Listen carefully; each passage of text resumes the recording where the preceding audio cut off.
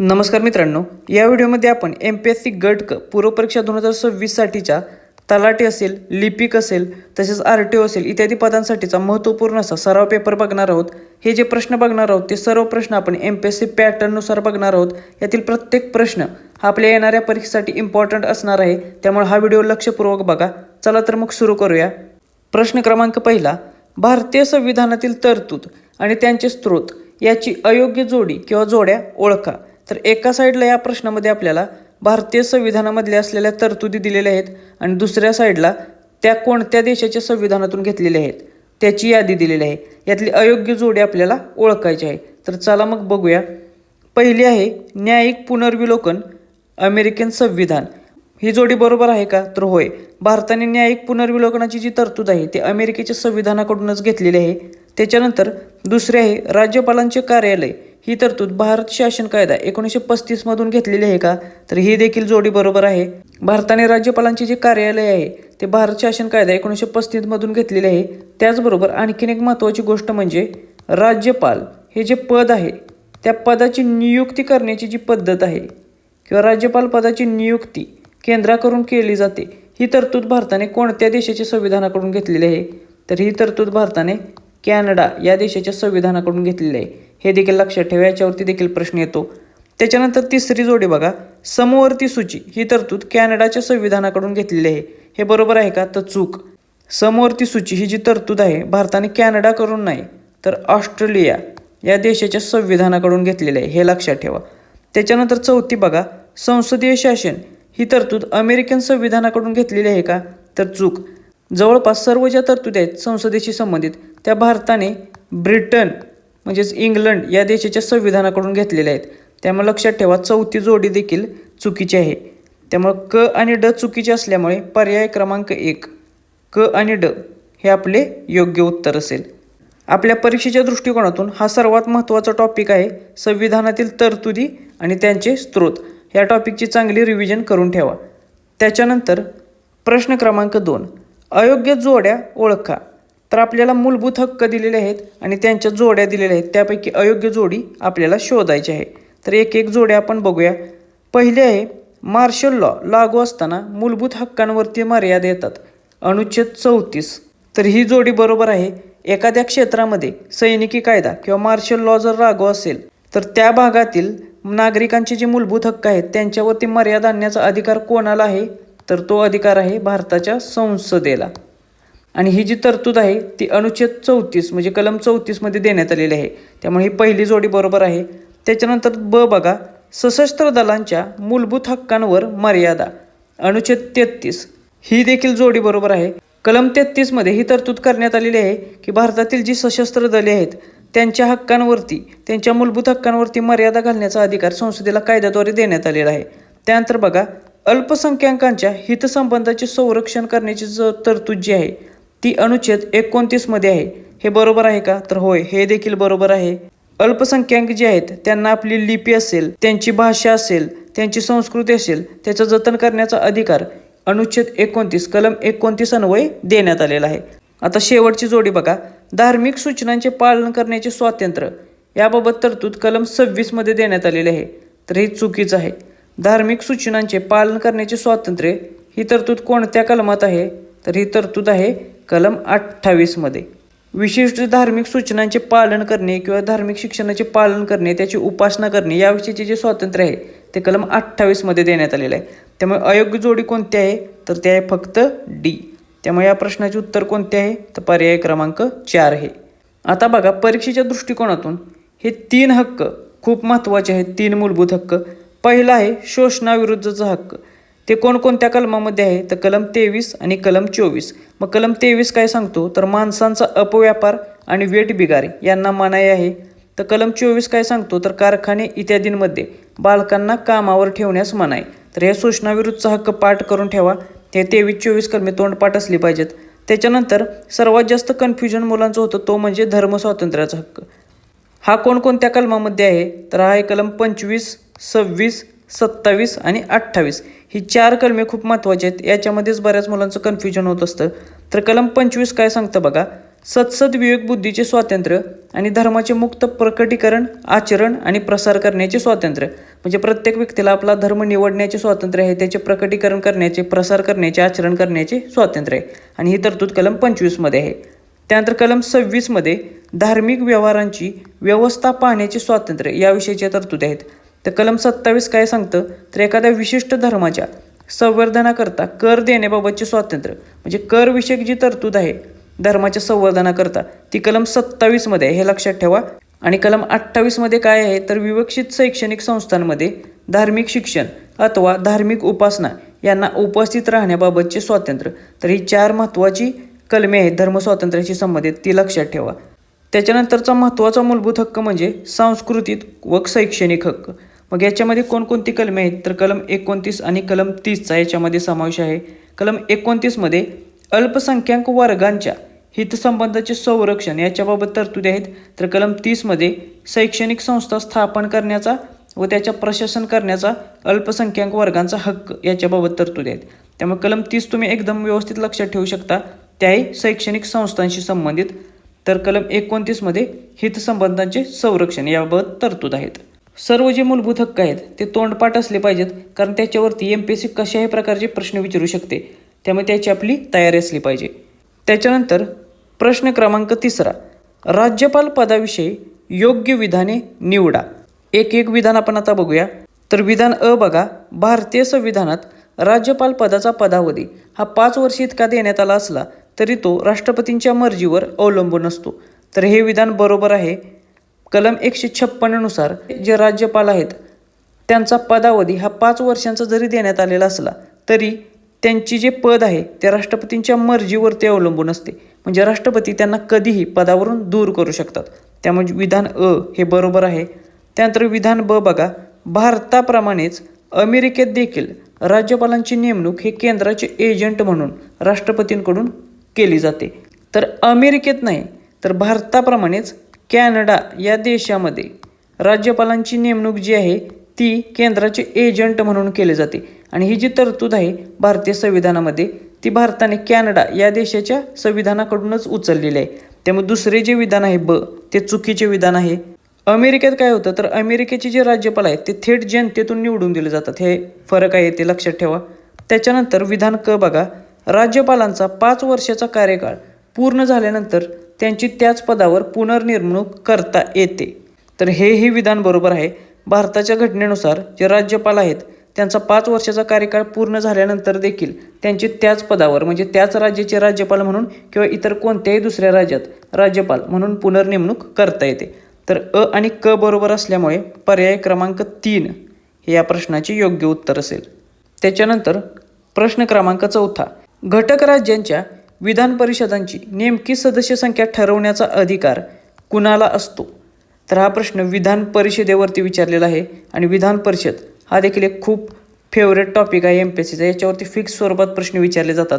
तर आपण आता 2 महत्त्वाचे फॅक्ट्स बघूया. पहिली आहे कलम 171 नुसार संविधानात काय नमूद केलेलं आहे, तर विधान परिषदेची जास्तीत जास्त सदस्य संख्या ही विधानसभेच्या एकूण सदस्य संख्येच्या 1/3 पेक्षा जास्त असणार नाही, तर कमीत कमी ती 40 पेक्षा कमी असणार नाही. म्हणजेच जी विधान परिषद आहे राज्यांची त्याची कमीत कमी सदस्य संख्या ही 40 सांगितलेली आहे, तर जास्तीत जास्त सदस्य संख्या ही त्या राज्याची जी विधानसभा आहे त्या विधानसभेच्या 1/3 एवढी सांगितलेली आहे. त्यामुळे हा जो रेंज आहे विधान परिषदेच्या सदस्य संख्येची ती लक्षात ठेवा.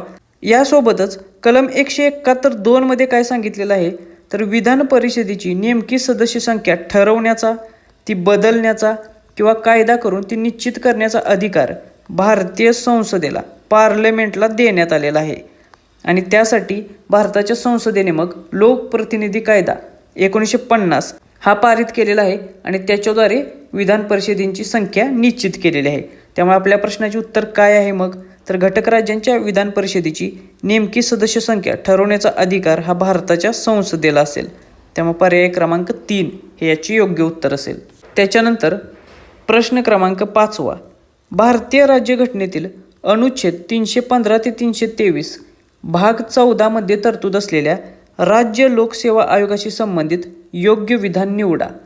तर या प्रश्नामध्ये आपल्याला एक महत्त्वाची इन्फॉर्मेशन त्याने ऑलरेडी दिलेली आहे, ती म्हणजे राज्य लोकसेवा आयोग हा जो आहे याची तरतूद भारतीय संविधानाच्या कोणत्या कलमांमध्ये आहे, तर ती कलमे आहेत कलम 315 ते कलम 323. ही कलमे लक्षात ठेवा, याच्यावरती असा स्वरूपाचा प्रश्न विचारला जातो जोड्या लावामध्ये. त्याचबरोबर राज्य लोकसेवा आयोगाशी संबंधित भाग कोणता आहे भारतीय संविधानामध्ये, तर तो आहे भाग 14. हा देखील भाग लक्षात ठेवा, याच्यावरती देखील आपल्याला जोड्या लावा किंवा वन लायनरमध्ये प्रश्न येतो. आता राज्य लोकसेवा आयोगाशी संबंधित खाली दिलेली विधाने बघूया आपण. विधान अ आहे, या आयोगाच्या अध्यक्ष आणि सदस्यांची नेमणूक आणि बडतर्फी ही राज्यपालांकडून केली जाते. तर इथे बघा, आयोगाचे जे अध्यक्ष आहेत आणि सदस्य आहेत त्यांची जी नेमणूक आहे ती नेमणूक राज्यपालांकडून केली जाते, हे बरोबर आहे. मात्र त्यांची बडतर्फी करण्याचा अधिकार कोणाला आहे, तर तो आहे देशाचे जे राष्ट्रपती आहेत त्यांना. त्यामुळे लक्षात ठेवा, राज्य लोकसेवा आयोगाच्या सदस्यांची नेमणूक राज्यपाल करतात, मात्र त्यांची बडतर्फी हे राष्ट्रपती करत असतात. त्यामुळे विधान अ हे चुकीचे आहे. त्यानंतर बघा, या आयोगाची सदस्य संख्या ठरवण्याचा अधिकार राष्ट्रपतींना असतो.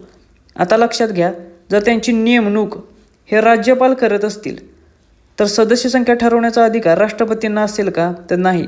त्यांची सदस्य संख्या ठरवण्याचा अधिकार आहे राज्यपालांना. त्यामुळे विधान ब देखील चुकीचं आहे.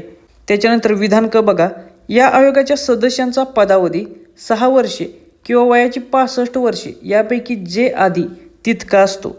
तर राज्य लोकसेवा आयोगाचे जे सदस्य आहेत त्यांचा पदावधी 6 वर्षे किंवा वयाची 62 वर्षे यापैकी जो असेल तो असतो.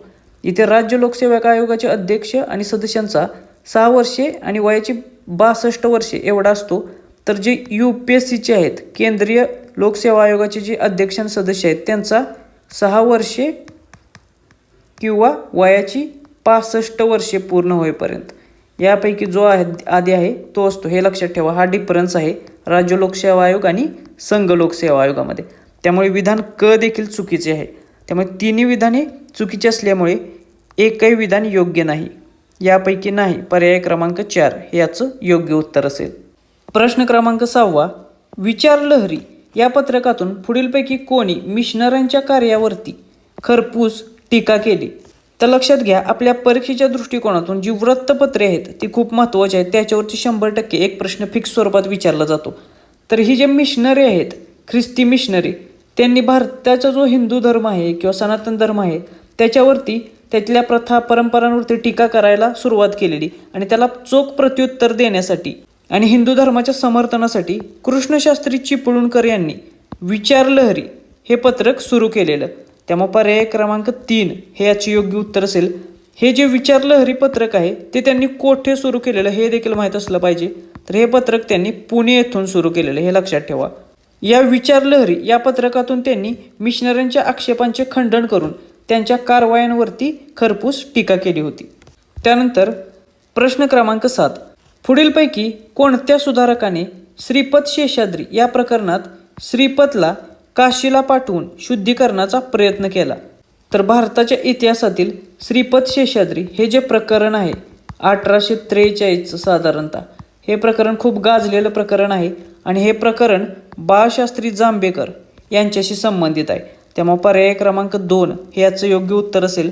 तर या प्रकरणामध्ये काय झालेलं, तर शेषाद्री या गृहस्थाचा एक मुलगा आहे 2 नंबरचा श्रीपद, आणि या श्रीपदला जबरदस्तीने धर्मांतर करून ख्रिस्ती बनवण्याचा प्रयत्न चालू झालेला. आणि अशा वेळी मग हे जे बाळशास्त्री जांभेकर आहेत त्यांनी त्याचा ताबा मिळवला आणि हिंदू धर्मात आणण्याचा प्रयत्न केलेला. मात्र बऱ्याच लोकांनी त्याला पुन्हा हिंदू धर्मात घेण्यास विरोध केल्यामुळे या श्रीपदला त्यांनी काशीला पाठवून त्याचा शुद्धीकरणाचा प्रयत्न केलेला. त्यामुळे हे प्रकरण कोणाशी संबंधित आहे, तर ते आहे बाळशास्त्री जांभेकर यांच्याशी. त्याच्यानंतर प्रश्न क्रमांक 8, काँग्रेसच्या मवाळ आणि जहाल नेतृत्वाखाली संघर्षामुळे कोणत्या ठिकाणी झालेल्या अधिवेशनात काँग्रेसमध्ये फूट पडली. तर आधुनिक भारताचा जो इतिहास आहे त्याच्यामध्ये मवाळ कालखंड, त्याच्यानंतर जहाल कालखंड आणि गांधी युग जे आहेत, या 3 गोष्टी खूप महत्त्वाच्या आहेत. या तिन्हीवरती खूप सारे प्रश्न MPSC विचारत असते. त्यामुळे अभ्यास करताना या 3 टॉपिकचा व्यवस्थित अभ्यास करायचा आहे. आपल्याला माहीत आहे की काँग्रेसमध्ये 2 गट होते, एक मवाळ गट आणि जहाल गट. मात्र या दोघांमध्ये सतत संघर्ष चालायचा आणि त्या संघर्षाचा परिणाम शेवटी काँग्रेसमध्ये फूट पडण्यामध्ये झाला. मग ते कोणत्या अधिवेशनात फूट पडलेली, तर ते अधिवेशन होते सुरतचे अधिवेशन 1907चे. त्यामुळे पर्याय क्रमांक 3 हे याचे योग्य उत्तर असेल. आता आपण याबाबत थोडं डिटेलमध्ये बघूया. जे सुरतचे अधिवेशन आहे ते कोणत्या वर्षीचे होते, तर ते होते 1907चे. हे साल लक्षात ठेवा. हे काँग्रेसचे 23वे अधिवेशन होते. कोठे भरलेले, तर तापी नदीच्या काठी. हे लक्षात ठेवा. नदी कोणती होती, कोणत्या नदीच्या काठी होते तेपर्यंत जाऊन ते प्रश्न विचारतात. त्यामुळे हे देखील इन्फॉर्मेशन माहीत असली पाहिजे. त्याच्यानंतर या अधिवेशनामध्ये जी फूट झाली त्याचे तात्कालिक कारण काय होते, तर ते कारण होते अध्यक्षपदाचा वाद. मावळ गटाला वाटत होते की रासबिहारी बोस यांना अध्यक्ष करावे, तर जहाल गटाला वाटत होते लाला लजपत राय यांना अध्यक्ष करावे. आणि हे त्याचे फुटीचे तात्कालिक कारण होते. परंतु मूळ कारणे कोणती होती, तर स्वदेशी, बहिष्कार, राष्ट्रीय शिक्षण आणि स्वराज्य या ठरावावरून त्यांच्यात मतभेद होते. त्याचबरोबर अध्यक्षपदावरून देखील त्यांच्यामध्ये तीव्र मतभेद पडले होते आणि याचाच परिणाम 1907च्या सुरत अधिवेशनामध्ये फुटीमध्ये झाला. हे लक्षात ठेवा. आणि याच्यामध्ये फूट पडल्यानंतर जहाल नेते जे होते त्यांना मवाळ नेत्यांनी काँग्रेसमधून बाहेर काढले. मग पुढे जाऊन हा काँग्रेसमधला जहाल आणि मवाळ हा वाद कधी मिटला, तर 1916चे जे लखनौ अधिवेशन आहे, ऐतिहासिक लखनौ अधिवेशन, ते देखील माहीत असलं पाहिजे. त्याच्यावरती देखील प्रश्न विचारला जातो. तर 1916च्या लखनौ अधिवेशनात लोकमान्य टिळक आणि ॲनी बेझंट यांनी केलेल्या प्रयत्नांमुळे मवाळ आणि जहाल गट हे पुन्हा एकत्र आले. त्यामुळे फूट कधी झाली ते आणि ते एकत्र आले कधी ते, हे दोन्ही अधिवेशने माहीत असली पाहिजेत. त्याच्यानंतर प्रश्न क्रमांक 9, जातीभेद विवेकसार हा सन 1861मध्ये प्रसिद्ध झालेला ग्रंथ कोणत्या टोपण नावाने प्रसिद्ध झाला होता. हा जो प्रश्न आहे तो समाजसुधारक आणि त्यांनी केलेले जे कार्य आहे त्याच्या अँगलने विचारलेला आहे. तर हा जो जातीभेद विवेकसार हा जो ग्रंथ आहे तो कधी प्रकाशित झालेला, तर तो 1861ला त्याची पहिली आवृत्ती प्रकाशित झालेली. मग हा ग्रंथ कोणत्या टोपण नावाने लेखकाने लिहिलेला, तर एक हिंदू या टोपण नावाने तो लिहिलेला, प्रसिद्ध झालेला. त्यामुळे पर्याय क्रमांक 3 हे याचे योग्य उत्तर असेल. मग हा ग्रंथ कोणी लिहिला होता, तर हा ग्रंथ लिहिलेला तुकाराम तात्या पडवळ यांनी. तुकाराम तात्या पडवळ यांनी हा ग्रंथ एक हिंदू या टोपण नावाने लिहिला होता. पण मूळ लेखकाचे नाव लक्षात ठेवा. हे देखील एक महान समाजसुधारक होते आणि यांनी याची पहिली आवृत्ती 1861ला प्रकाशित केलेली. तर दुसरी आवृत्ती जी आहे ती 1865ला महात्मा ज्योतिबा फुले यांनी स्वतः प्रकाशित केलेली स्वखर्चाने. हे देखील लक्षात ठेवा. याच्यावरती देखील प्रश्न विचारला जातो. त्याच्यानंतर प्रश्न क्रमांक 10, पुढीलपैकी कोणते चलनवाढ नियंत्रणाचे राजकोषीय धोरण आहे. तर आपल्या परीक्षेच्या दृष्टिकोनातून राजकोषीय धोरण आणि चलनविषयक धोरण हे दोन धोरणे जे आहेत ते खूप महत्त्वाचे आहेत. मॉनिटरी पॉलिसी आणि फिस्कल पॉलिसी, त्याच्यावरती प्रश्न विचारले जातात. तर सर्वात आधी आपण राजकोषीय धोरण म्हणजे काय ते बघूया. तर हे जे राजकोषीय धोरण असते त्याला फिस्कल पॉलिसी म्हटलं जातं. हे धोरण देशाचे सरकार जे आहे, केंद्रीय गव्हर्नमेंट जे आहे ते राबवत असते. यामध्ये देशाची जी कर रचना आहे, देशाचा जो सरकारी खर्च आहे, सार्वजनिक कर्जे, अनुदान इत्यादींचा समावेश होत असतो. याचा मुख्य हेतू काय असतो राजकोषीय धोरणाचा, तर देशाची जी अर्थव्यवस्था आहे त्याच्यामध्ये विकास साधणे किंवा जी ग्रोथ आहे देशाची इकॉनॉमिकल ती सांभाळणे, याच्यासाठी हा राजकोषीय धोरण खूप महत्त्वाचे असते. त्याच्यानंतर जे चलनविषयक धोरण किंवा पतधोरण जे आहे, मॉनिटरी पॉलिसी आपण म्हणतो, ती मॉनिटरी पॉलिसी ही देशाची जी मध्यवर्ती बँक असते, आपल्या देशाच्या बाबतीत भारतीय रिझर्व्ह बँक RBI जी आहे ती राबवत असते. हे लक्षात ठेवा. आणि याच्यामध्ये कशाचा समावेश होतो मग, तर रेपो दर, सीमांतिक राखीव सुद्धा MSF म्हणतो आपण त्याला, ते त्यानंतर बँक दर इत्यादींचा समावेश याच्यामध्ये होत असतो. मग या मॉनिटरी पॉलिसीचा मुख्य हेतू काय आहे, तर महागाई जी आहे ती नियंत्रित करणे, त्याचबरोबर जी चलनवाढ आहे ती रोखणे किंवा चलनाला स्टेबल ठेवणे याच्याशी संबंधित हे मॉनिटरी पॉलिसी कार्य करत असते. हे लक्षात ठेवा. तर दोघांमधला डिफरन्स आपल्याला माहीत असला पाहिजे, त्याच्यावरती प्रश्न विचारला जातो. मग आता आपल्याला प्रश्नामध्ये काय विचारलेलं आहे की चलनवाढ नियंत्रणाचे राजकोषीय धोरण काय आहे. इथे जर पर्याय बघितले तर लक्षात येईल रेपो दर, परत MSF, बँक दर हे जे पर्याय आहेत ते मॉनिटरी पॉलिसीचे आहेत, म्हणजे चलनविषयक धोरण जे आहे त्याच्याशी संबंधित आहे. तर जे अनुदान आहे ते चलनवाढ नियंत्रणाचे राजकोषीय धोरण आहे. त्यामुळे पर्याय क्रमांक 3 हे याचे योग्य उत्तर असेल. त्यामुळे परीक्षेच्या दृष्टिकोनातून राजकोषीय धोरणाचे जे पर्याय आहेत ते माहीत असले पाहिजेत. आणि चलनविषयक धोरणाची मॉनिटरी पॉलिसीची जे पर्याय आहेत त्याच्यामध्ये कशाचा समावेश होतो ते देखील माहीत असले पाहिजेत. त्याच्यावरती जोड्या किंवा अशा स्वरूपाचा प्रश्न विचारला जातो. प्रश्न क्रमांक 11, पुढीलपैकी तुटीचा अर्थ भरण्याचा उपाय नसलेला पर्याय निवडा. तर सर्वात आधी हा जो तुटीचा अर्थ भरणा आहे तो काय असतो, तर जेव्हा समजा सरकारचा जो खर्च आहे तो प्रमाणापेक्षा जास्त झालेला आहे तेव्हा निर्माण झालेली जी तूट आहे ती भरून काढण्यासाठी सरकारला पैसे उभे करावे लागतात. आणि हे पैसे उभे करण्यासाठी मग कोणकोणते उपाय आहेत तर ते बघूया.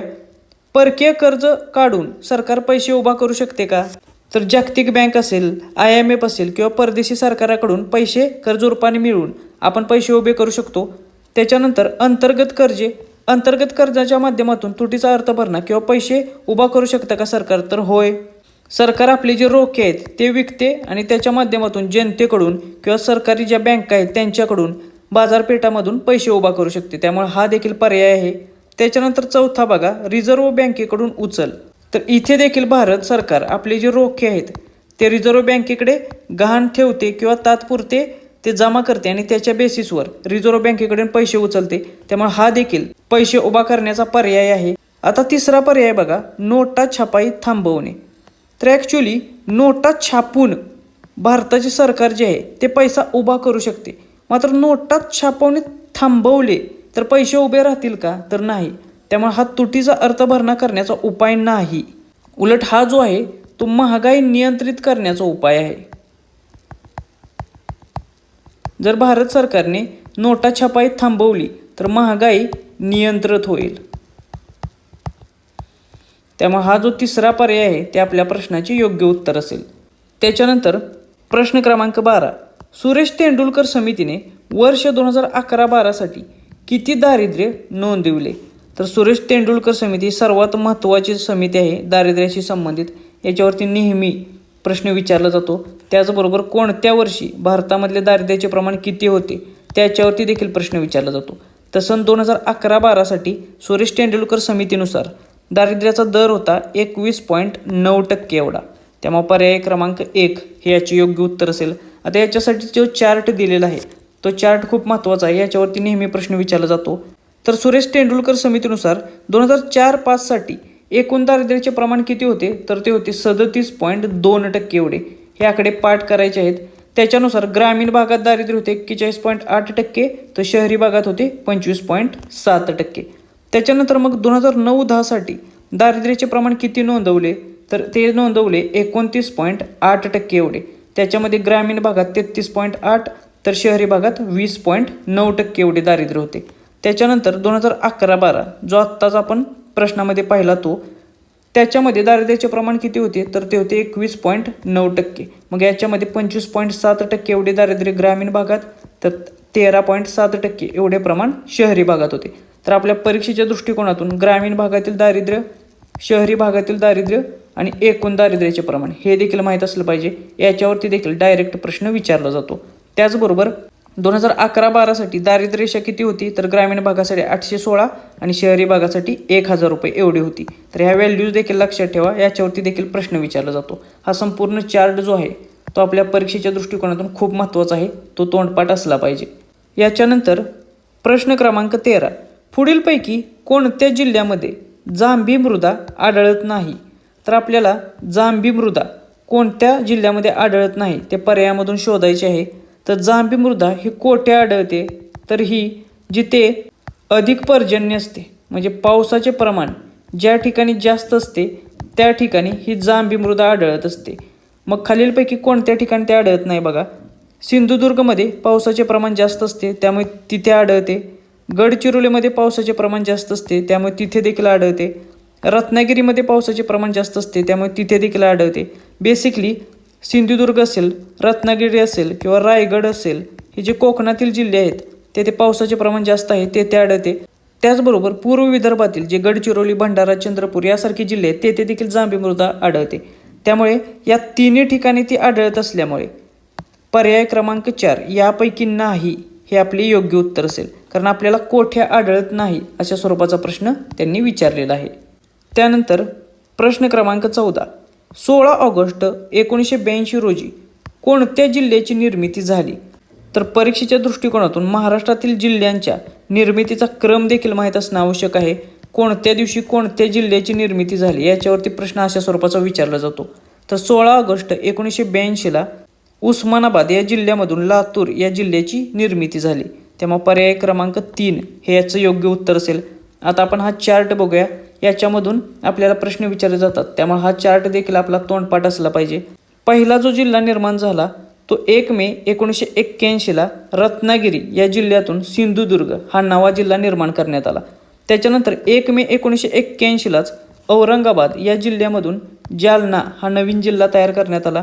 त्यानंतर आत्ता आपण प्रश्न विचारलेला तो 16 ऑगस्ट 1982ला उस्मानाबादमधून लातूर हा जिल्हा तयार करण्यात आला. त्यानंतर लक्षात घ्या 10च दिवसांनी 26 ऑगस्ट 1982ला चंद्रपूरमधून गडचिरोली हा जिल्हा निर्माण करण्यात आला. 1990मध्ये बृहन्मुंबई या जिल्ह्याचे विभाजन करून मुंबई शहर आणि मुंबई उपनगर हे 2 जिल्हे तयार करण्यात आले. त्यानंतर 1 जुलै 1998ला अकोल्यामधून वाशिम तर धुळ्यामधून नंदुरबार हे 2 जिल्हे तयार करण्यात आले. त्यानंतर 1 मे 1999ला परभणीमधून हिंगोली तर भंडाऱ्यामधून गोंदिया हे 2 नवीन जिल्हे तयार करण्यात आले. तर सर्वात अलीकडच्या काळात तयार झालेला 1 मे 2014ला ठाणे या जिल्ह्यातून पालघर हा सर्वात नवीन जिल्हा असेल. त्यामुळे सर्वात लेटेस्ट जिल्हा देखील लक्षात असला पाहिजे आणि हे संपूर्ण चार्ट जो आहे तो देखील लक्षात असला पाहिजे. याच्यावरती 100% अशा स्वरूपाचे प्रश्न आपले विचारले जातात. प्रश्न क्रमांक 15, पुढीलपैकी कोणते धरण हे वेळवंडी नदीवर बांधलेले आहे? तर वेळवंडी नदीवर बांधलेले धरण आहे भाटगर. त्यामुळे पर्याय क्रमांक 2 हे याचे योग्य उत्तर असेल. हा जो भाटगर डॅम आहे तो कोणत्या जिल्ह्यात आहे असा प्रश्न विचारला जातो, तर तो आहे पुणे जिल्ह्यामध्ये. मग या जलाशयाचे नाव काय असा देखील प्रश्न येतो, तर याचे नाव आहे यसाजी कंक जलाशय. हे परीक्षेमध्ये आपल्याला त्या जलाशयाच्या नावावरती देखील अशा स्वरूपाचे प्रश्न विचारले जातात. त्यामुळे तो डॅम कोणत्या नदीवर आहे, कोणत्या जिल्ह्यात आहे आणि त्याच्या जलाशयाचे नाव काय आहे हे देखील माहीत असलं पाहिजे. आता आपण काही परीक्षेच्या दृष्टिकोनातून महाराष्ट्रातील महत्त्वाची धरणे बघूया, ती कोणत्या नदीवरती आहेत ती बघूया आणि त्याचा जिल्हा बघूया. हा चार्ट देखील तुम्हाला पाठ असला पाहिजे. तर भंडारदरा हे धरण आहे प्रवरा नदीवरती. गंगापूर धरण आहे गोदावरी नदीवरती. दारणा हे धरण आहे दारणा नदीवरती. सिद्धेश्वर हे धरण आहे दक्षिण पूर्णा नदीवरती. त्याच्यानंतर एलदरी हे जे धरण आहे ते आहे दक्षिण पूर्णा या नदीवरती. पानशेत धरण आहे मुठा नदीवरती. तर मुळशी डॅम आहे मुळा नदीवरती. त्यानंतर कोयना धरण हे कोयना नदीवरती आहे. तोतलाडोह हे धरण पेंच नदीवरती आहे. भाटगर आहे वेळवंडी नदीवरती, याच्यावरतीच आत्ता प्रश्न विचारलेला. त्याच्यानंतर माजलगाव आहे सिंदफणा या नदीवरती. मोडक सागर आहे वैतरणा नदीवरती. राधानगरी हे आहे भोगावती नदीवरती कोल्हापूर जिल्ह्यामध्ये. याच्यावरती देखील MPSCने खूप वेळा प्रश्न विचारलेला आहे. त्याच्यानंतर वीर धरण आहे नीरा नदीवरती. पूर्णमेपाडा हे धरण आहे बोरी नदीवरती. तर उजनी डॅम आहे भीमा नदीवरती. तर ही काही महत्त्वाची धरणे आहेत, ती कोणत्या नदीवर आहेत ते पाठ करा, याच्यावरती प्रश्न विचारला जातो. त्याचबरोबर याचे जिल्हे देखील बघून घ्या, त्याच्यावरती देखील प्रश्न येऊ शकतो. त्याच्यानंतर प्रश्न क्रमांक 16, गुरुशिखर हे कोणत्या पर्वतरांगेमध्ये आहे? तर गुरुशिखर जे आहे ते अरवली पर्वतरांगेमध्ये आहे. त्यामुळे पर्याय क्रमांक 1 हे याचे योग्य उत्तर असेल. अरवली पर्वतरांगेमधले सर्वोच्च शिखर कोणते आहे? तर ते आहे गुरुशिखर. मग याची जी उंची आहे ती किती मीटर आहे? तर ते आहे 1722 मीटर एवढी. हे देखील माहीत असलं पाहिजे. कधी कधी जोड्या लावामध्ये अशा स्वरूपाचे प्रश्न आपल्याला विचारले जातात. त्याच्यानंतर प्रश्न क्रमांक 17, खालीलपैकी कोणता घटक हा रक्तातील सोडियम आयनचे नियंत्रण करतो? तर रक्तातील सोडियम आयनचे नियंत्रित करणारा घटक आहे तो म्हणजे अल्डोस्टेरॉन हा. त्यामुळे पर्याय क्रमांक 2 हे याचे योग्य उत्तर असेल. हा अल्डोस्टेरॉन कोणत्या ग्रंथीद्वारे स्रवला जातो हे देखील माहीत असलं पाहिजे, याच्यावरती देखील प्रश्न येतो. तर हा स्रवला जातो अँड्रेनिल या ग्रंथीद्वारे. अँड्रेनल ग्लँड जी आहे त्याच्याद्वारे हा स्रवला जातो. त्यामुळे ग्रंथी लक्षात ठेवा. आणि या अल्डोस्टेरॉनचे मुख्य कार्य काय आहे? तर रक्तातील जे पाणी आहे त्याचबरोबर रक्तातील जे सोडियम आयन आहे त्याचे नियंत्रण करणे. आता इतर पर्याय जे आहेत ते देखील बघूया. तर ही इक्राईन ग्लँड जी आहे तिचं कार्य काय आहे? तर मानवी शरीरातील ज्या प्रमुख घामाच्या ग्रंथी असतात त्या या असतात ज्या काय करतात तर या तापमानाचे नियंत्रण करण्याचे काम करतात. त्यामुळे इक्राईन ग्लँड काय करतात हे लक्षात ठेवा. त्याच्यानंतर इरिथ्रोपोएटिन याचं कार्य काय आहे, तर हे एक मूत्रपिंडाद्वारे म्हणजे किडनीद्वारे स्रवणारे संप्रेरक असून तयार कोठे होते तर ते तयार होते बोन मॅरोमध्ये, अस्थिमज्जेमध्ये. आणि याचं काम काय आहे, तर रेड ब्लड सेल्स जे आहेत त्या तयार करण्यासाठी प्रवृत्त करण्याचं कार्य या इरिथ्रोपोएटिनद्वारे केले जाते. त्याच्यानंतरचा एक पार्ट आहे तो म्हणजे जे ॲपरेटस. हा जो जे ॲपरेटस आहे तो मूत्रपिंडातील पेशींची रचना आहे, जी रचना रेनिन नावाचे जे संप्रेरक आहे ते स्रवत असते. मग हे रेनिन कशासाठी उपयुक्त आहे, तर हे रेनिन अल्डोस्टेरॉनला स्रवण्याची प्रक्रिया सुरू करण्यासाठी मदत करते. त्यामुळे ह्या रेनिनचा देखील उपयोग आहे, हे लक्षात ठेवा. हे रेनिन देखील रक्तदाब नियंत्रित करण्यासाठी मदत करत असते. तर मानवी शरीरातील ज्या काही महत्त्वाच्या ग्रंथी आहेत त्यांनी सिक्रेट केलेले हार्मोन्स जे आहेत, संप्रेरक आहेत, ते लक्षात ठेवा. त्याची कार्य लक्षात ठेवा. त्याच्यावरती सामान्य विज्ञानामध्ये अशा प्रकारचे प्रश्न विचारले जातात. त्याच्यानंतर प्रश्न क्रमांक 18. लाळेमध्ये असणाऱ्या खालीलपैकी कोणत्या विकारामुळे स्टार्चचे रूपांतर माल्टोज या साध्या शर्करेमध्ये होते, तर मानवाच्या लाळेमध्ये टायलिन या नावाचा एक विकर आहे. आणि हा विकर काय करतो, तर जे क्लिष्ट असे कार्बोहायड्रेट्स आहेत, स्टार्च आहेत, त्यांचे रूपांतर माल्टोजमध्ये या साध्या शर्करेमध्ये करत असतो. त्यामुळे पर्याय क्रमांक 1 हे याचे योग्य उत्तर असेल. त्याच्यानंतर हा लायझोझाईम जो आहे तो देखील महत्त्वाचा आहे. हा काय करतो, तर मानव जेव्हा अन्न खात असतो तेव्हा त्या अन्नासोबत जे जीवाणू किंवा सूक्ष्मजीव मानवाच्या तोंडामध्ये प्रवेश करतात त्या सूक्ष्मजीवांना नष्ट करण्याचं कार्य हा लायझोझाईम करत असतो. त्यामुळे हे याचे कार्य देखील लक्षात ठेवा. याच्यावरती देखील अशा स्वरूपाचा प्रश्न येऊ शकतो. याच्यानंतर प्रश्न क्रमांक 19. खालीलपैकी कोणत्या संप्रेरकास गर्भधारणा संप्रेरक किंवा प्रेग्नन्सी हार्मोन असे म्हटले जाते, तर दिलेल्या पर्यायांपैकी प्रोजेस्टेरॉन जो आहे त्याला pregnancy hormone, primary pregnancy hormone म्हणून ओळखलं जातं. त्यामुळे पर्याय क्रमांक 1 हे याचं योग्य उत्तर असेल. संपूर्ण गर्भधारणेच्या प्रक्रियेमध्ये गर्भ सुरक्षित ठेवण्याचे, तो टिकून ठेवण्याचे एक इम्पॉर्टंट कार्य या प्रोजेस्टेरॉनद्वारे पार पाडले जाते. आता इतर जी संप्रेरक आहेत त्यांच्यावरती कोणते प्रश्न येऊ शकतात ते देखील बघा. ह्या जो इस्ट्रोजन आहे त्याचं कार्य काय आहे, तर महिलांमधले जे सेकंडरी सेक्शुअल कॅरेक्टरिस्टिक्स आहेत त्या विकसित करण्यासाठी आणि स्त्री प्रजननांगांना तयार करण्यासाठी मदत करण्याचं कार्य हा इस्ट्रोजन करत असतो. आणि त्याच प्रकारचे सेम कार्य टेस्टोस्टेरोन जो आहे तो पुरुषांमध्ये करत असतो. पुरुषांमधली सेकंडरी सेक्शुअल कॅरेक्टरिस्टिक्स जे आहेत त्या तयार करण्यासाठी, विकसित करण्यासाठी मदत करण्याचे कार्य हा टेस्टोस्टेरॉन करत असतो. तर ही देखील हार्मोन्स लक्षात ठेवा. याच्यावरती अशा स्वरूपाचा वन लाईनर किंवा जोड्या लावा याच्यामध्ये प्रश्न विचारला जातो. याच्यानंतर प्रश्न क्रमांक 20. ज्या हायड्रोकार्बनमध्ये कार्बन कार्बन दुहेरी बंध असतात त्यांना खालीलपैकी कुठल्या सूत्राने दाखवले जाते, तर कार्बन कार्बन दुहेरी बंध म्हटला की सूत्र येतो CH2N एवढे. त्यामुळे पर्याय क्रमांक 2 हे याचे योग्य उत्तर असेल. कार्बन कार्बन दुहेरी बंध म्हटलं की त्यांना काय म्हणतात, तर यांना म्हणतात अल्किन. हे नाव देखील लक्षात ठेवा. हा देखील MCQ तुम्हाला येऊ शकतो. मग याचं सूत्र काय आहे, तर अल्किनचं सूत्र आहे CnH2n हे. मग आपल्याला असा देखील प्रश्न येऊ शकतो की कार्बन कार्बन एकेरी बंध कोणत्या सूत्राने दाखवला जातो, तर कार्बन कार्बन एकेरी बंध जो आहे तो दाखवला जातो CnH2n+2 या सूत्राने.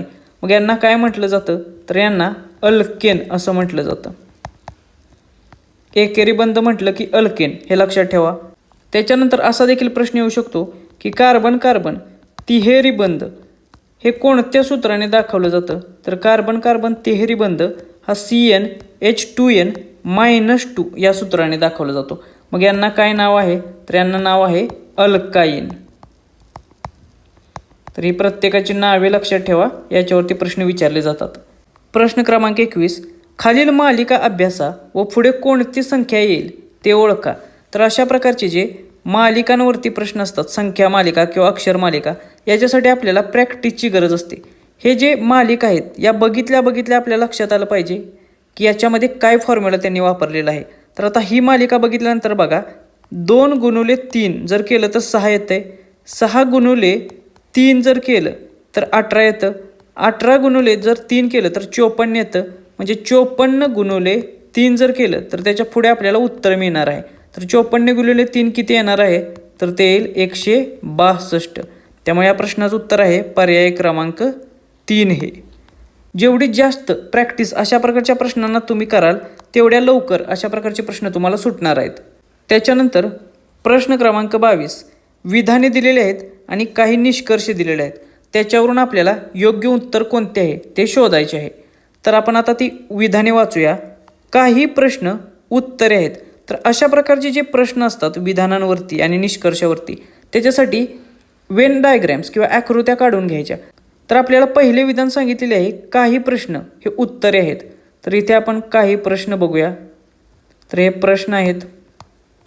तर हे काही प्रश्न हे उत्तर आहेत. इकडे उत्तरे. मग दुसरे विधान बघा काही उत्तरे हे लेखक आहेत. मग काही उत्तरे जी आहेत ती लेखक आहेत. इथे लेखक. आणि तिसरे विधान बघा सर्व लेखक हे कवी आहेत. मग सर्व लेखक हे कवी आहेत. मग इकडे झाले कवी. तर या झाली आपली डायग्रॅम तयार. आता आपण निष्कर्ष एक एक वाचूया. पहिला निष्कर्ष आहे काही लेखके उत्तरे आहेत. तर इकडे बघा ही जी काही लेखके आहेत ती उत्तरे देखील आहेत. त्यामुळे पहिले विधान आहे ते बरोबर आहे. त्याच्यानंतर दुसरे विधान बघा काही कवी प्रश्न आहेत. तर इकडे प्रश्न आहेत आणि इकडे कवी आहेत. यांचा कुठेही संबंध येतोय का तर नाही. त्यामुळे हे दुसरे विधान आहे ते चुकीचे आहे. तिसरे विधान बघा सर्व प्रश्न हे कवी आहेत. आत्ता सेमच तोच पॅटर्न आहे. इकडे प्रश्न आणि इकडे कवी यांचा कुठेही एकमेकाला टच होत नाही. त्यामुळे हा तिसरे विधान देखील चुकीचे आहे. त्यांचं चौथे विधान बघा काही कवी उत्तरे आहेत. तर हे कवी आहेत आणि हे उत्तरे आहेत मध्ये सेम यांचा संबंध येतोय हे बरोबर आहे. काही जे कवी आहेत ते उत्तरे आहेत. त्यामुळे विधान 1 आणि 4 बरोबर असल्यामुळे पर्याय क्रमांक 2 हे आपले योग्य उत्तर असेल. फक्त 1 आणि 4 योग्य. तर अशा प्रकारच्या एक्झाम्पल्स जे असतात त्याच्यामध्ये जी डायग्रॅम आहे ती डायग्रॅम काढून घ्यायची. डायग्रॅम जर व्यवस्थित आपल्याला काढता आली तर आरामात अशा प्रश्नाची उत्तरे आपण सोडवू शकतो. प्रश्न क्रमांक 23 खोलीची लांबी आणि रुंदी ही अनुक्रमे 12 मीटर आणि 5 मीटर आहे. उंदीर पकडण्यासाठी मांजर चारही भिंतीच्या बाजूने आणि शेवटी कर्णरेषेने धावते. तर त्या मांजरीने कापलेले अंतर दर्शवणारा पर्याय निवडा.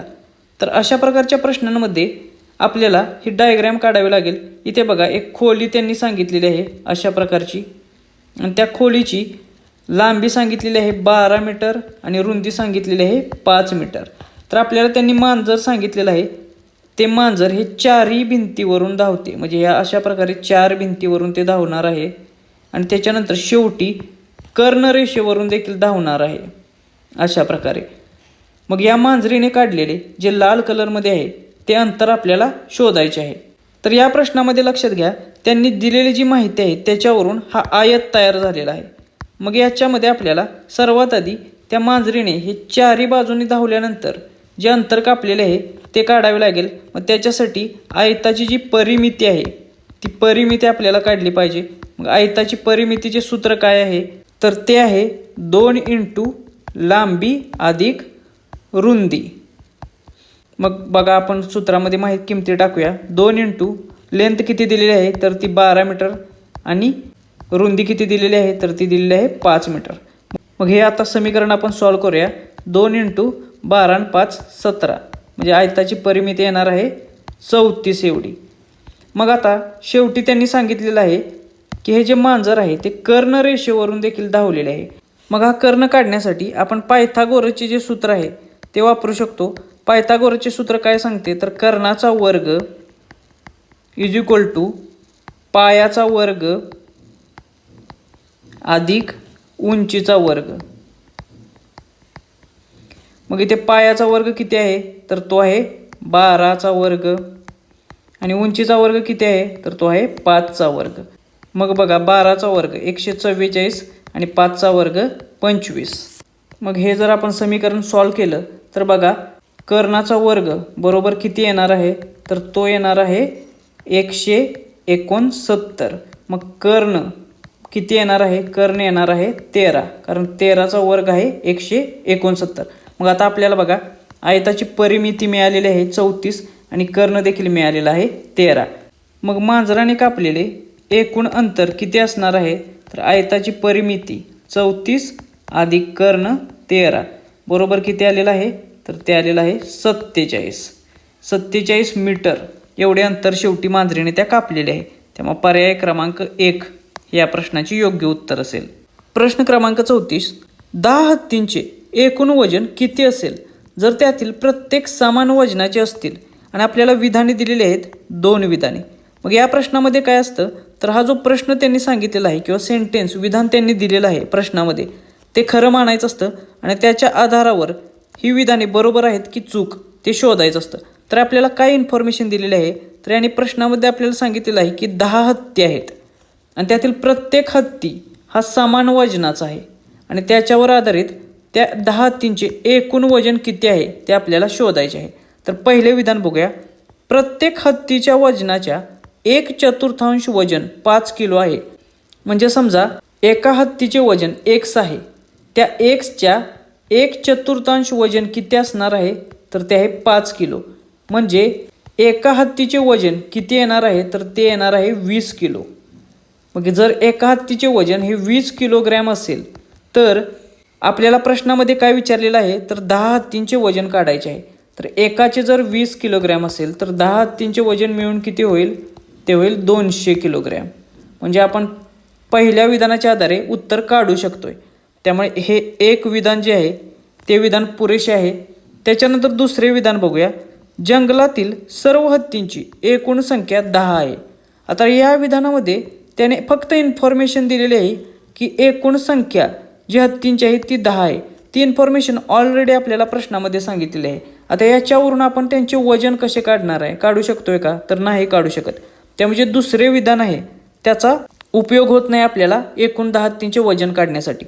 त्यामुळे या प्रश्नाचे उत्तर असणार आहे केवळ विधान 1 पुरेसे आहे. त्यामुळे पर्याय क्रमांक 1 हे याचे योग्य उत्तर असेल. प्रश्न क्रमांक 26 6 वर्षापूर्वी कृष्णा आणि सचिन यांच्या वयाचे गुणोत्तर 6:5 होते. 4 वर्षानंतर त्यांच्या वयाचे गुणोत्तर हे 11:10 असेल तर सध्या सचिनचे वय किती आहे. तर अशा प्रकारचे प्रश्न आपण समीकरणाच्या सहाय्याने टप्प्याटप्प्याने सोडवू शकतो. आता लक्षात घ्या 6 वर्षापूर्वी सचिन आणि कृष्णाच्या वयाचे गुणोत्तर 6:5 होते. त्यामुळे कृष्णाचे आपण 6x पकडू तर सचिनचे आपण 5x पकडू. आता ही झाली त्यांची 6 वर्षापूर्वीची वये. मग आता आत्ताची वये त्यांची काय आहेत ती देखील आपण काढली पाहिजेत. तर 6 वर्षापूर्वी कृष्णाचे वय किती होते तर ते होते 6x. मग आत्ता किती असेल 6 वर्षानंतर तर 6x + 6. तेच सेम सचिन बाबत देखील आहे. 6 वर्षापूर्वी त्याचे होते 5x. मग आत्ता किती असेल तर 5x + 6. तर ही झाली या दोघांची आत्ताची वये. आता प्रश्नामध्ये दुसरी एक गोष्ट सांगितलेली आहे ती म्हणजे 4 वर्षानंतर त्यांच्या वयाचे गुणोत्तर हे 11:10 या प्रमाणात असेल. मग आता 4 वर्षानंतरची वये आपल्याला काढावी लागतील. मग 4 वर्षानंतर या दोघांच्या वयाचे गुणोत्तर कसे येईल बघा. कृष्णाचे कसे असेल तर कृष्णाचे आत्ताचे आहे 6x + 6. मग 4 वर्षानंतर +4 करू. तर सचिनच्या बाबतीत कसे असेल तर सचिनचे आत्ताचे आहे 5x + 6. मग अजून 4 वर्षानंतर त्याच्यात 4 अधिक ॲड केले पाहिजेत. मग ही झाली दोघांची 4 वर्षानंतरची वये. मग ही थोडीशी आपण सिम्प्लिफाय करूया. तर कृष्णाच्या बाबतीत बघा 6x + 10. तर सचिनच्या बाबतीत बघा कसे होते 5x + 10. मग यांचं गुणोत्तर त्यांनी काय सांगितलेलं आहे या दोघांचं तर या दोघांचं गुणोत्तर त्यांनी 11:10 असं सांगितलेलं आहे. मग अशा प्रकारे इथे मांडणी तयार होते. मग हे आपण समीकरणाच्या रूपात लिहू शकतो. 10 × 6x + 10 बरोबर 11 × 5x + 10. मग हे जर आपण सॉल्व करू तर कशा प्रकारे येते बघा. 60x + 100 बरोबर 55x + 110. मग x च्या राशी आपण एका साईडला करू. 60x - 55x बरोबर 110 - 100. मग 5x = 10.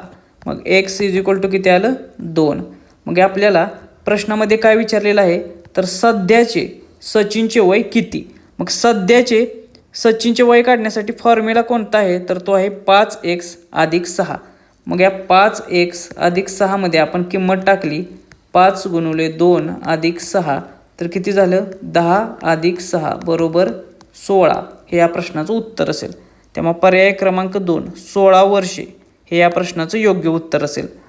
आता अशा प्रकारची जी गणिते आहेत ती तुम्हाला सुरुवातीला आत्ता सॉल्व करताना मी सांगताना लेंदी वाटतात, पण तुमची जर प्रॅक्टिस असेल तर अशा प्रकारची गणिते आपण 30 ते 40 सेकंदामध्ये आरामात सॉल्व करू शकतो. फक्त तुमची जास्तीत जास्त प्रॅक्टिस अशा प्रकारची एक्झाम्पलची झालेली असली पाहिजे. किंवा गुणोत्तराच्या सहाय्याने देखील काही ट्रिक्स आहेत त्या वापरून देखील तुम्ही अशा प्रकारची उदाहरणे सॉल्व करू शकता गुणोत्तराचा फरक कॅल्क्युलेट करून. फक्त त्यासाठी गरज काय आहे तर ती आहे मोर अँड मोर प्रॅक्टिसची.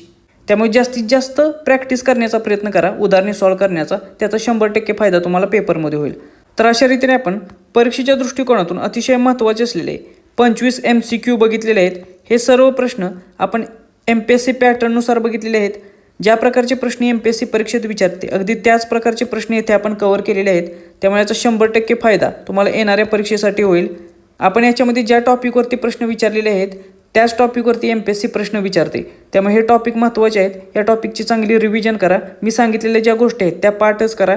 या व्हिडिओची जर तुम्हाला PDF हवी असेल तर कमेंट बॉक्समध्ये PDF अशी कमेंट करा. तुम्हाला PDF आपल्या टेलिग्राम चॅनेलला अवेलेबल करून दिली जाईल. भेटूया नेक्स्ट व्हिडिओच्या माध्यमातून. थँक्यू.